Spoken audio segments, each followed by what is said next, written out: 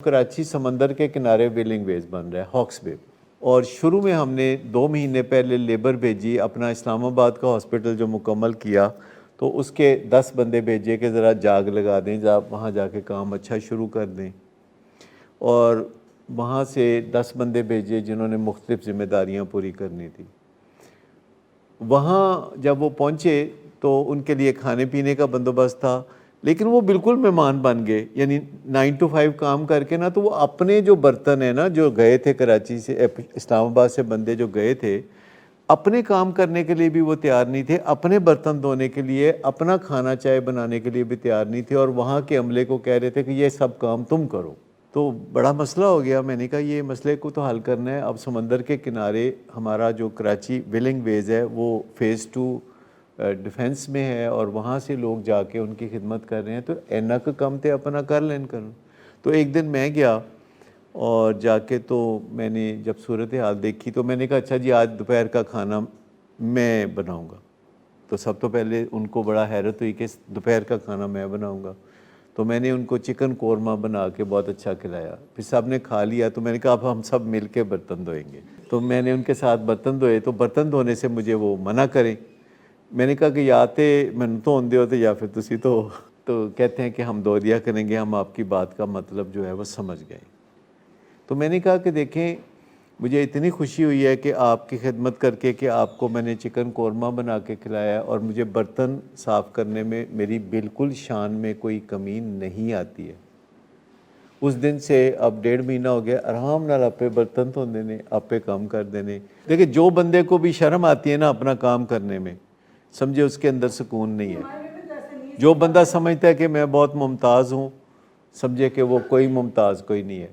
جو بندہ ممتاز ہے نا، میں آپ کو بتاؤں کہ وہ ڈاؤن ٹو ارتھ ہے، کیونکہ جس میں آخر کار ہم نے سب کو جانا ہے وہ زمین کا سینہ ہے جو چاک ہوتا رہتا ہے، اور انسان اس میں جاتے رہتے ہیں۔ تو بندے کو پتہ ہونا چاہیے کہ دس از می، ڈاؤن ٹو ارتھ ہونا۔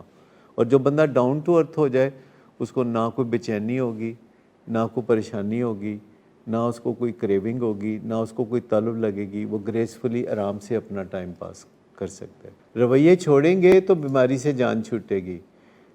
کئی دفعہ نشے کی بیماری کے علاج کے طور پر لوگ پوچھتے ہیں کہ ہم کیا کریں، تو اس کا جواب دیتے ہیں ڈاکٹر صاحبان کہ ڈو دی اپوزٹ۔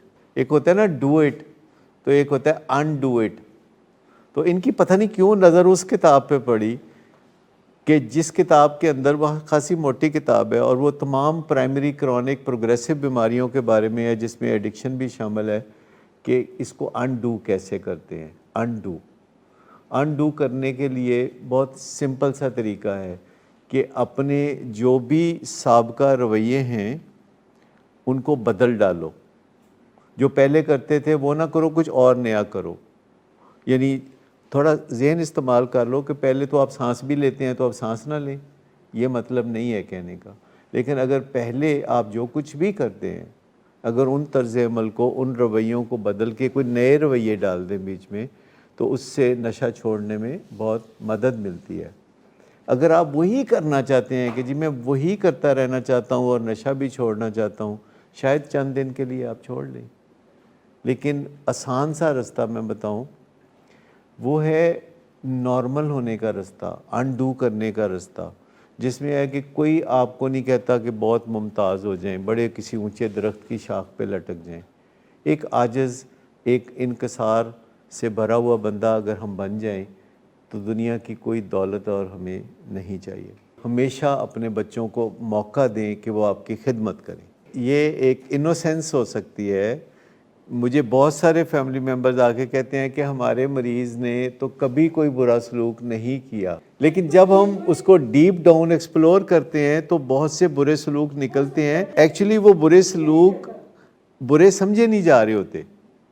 یہ سمجھنے کی بھی تو بات ہے نا، کہ جب ایک چیز آپ کے گھر میں روز ہوتی ہے تو آپ کو وہ نارمل لگنے لگتی ہے، آپ کو وہ لگتا ہے کہ یہ بالکل نارمل چیز ہے، یہ برا نہیں ہے۔ دیکھو سائنس جن چیزوں کو اسٹیبلش کر دیتی ہے نا، یعنی سائنس کہتی ہے نا کہ نشے کی بیماری میں انسان سے الٹی سیدھی حرکتیں ہوتی ہیں، اور ان الٹی سیدھی حرکتوں کا نشانہ اس کے فیملی ممبر بنتے ہیں۔ घटिया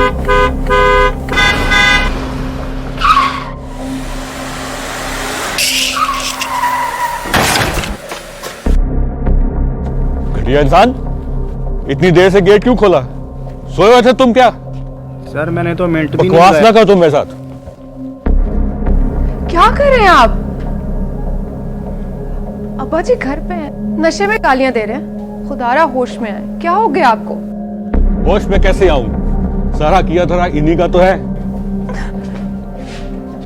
शराब नोशी की वजह किरदार की खराबी नहीं, मूड की खराबी है। शराब नोशी कभी भी नशे की बीमारी में बदल सकती है। नशे की बीमारी हर स्टेज पर काबिले इलाज है। मदद हासिल कीजिए, क्योंकि वो ऐसा नहीं करेगा। विलिंग वेज से मदद हासिल कीजिए, कहीं से भी मदद हासिल कीजिए, लेकिन फौरी मदद हासिल कीजिए। जिस मुआवजे के इंतजार में आपने बहुत देर कर दी, अब वो दस्तक दे रहा है। मदद हासिल कीजिए, मदद हासिल कीजिए, मदद हासिल कीजिए।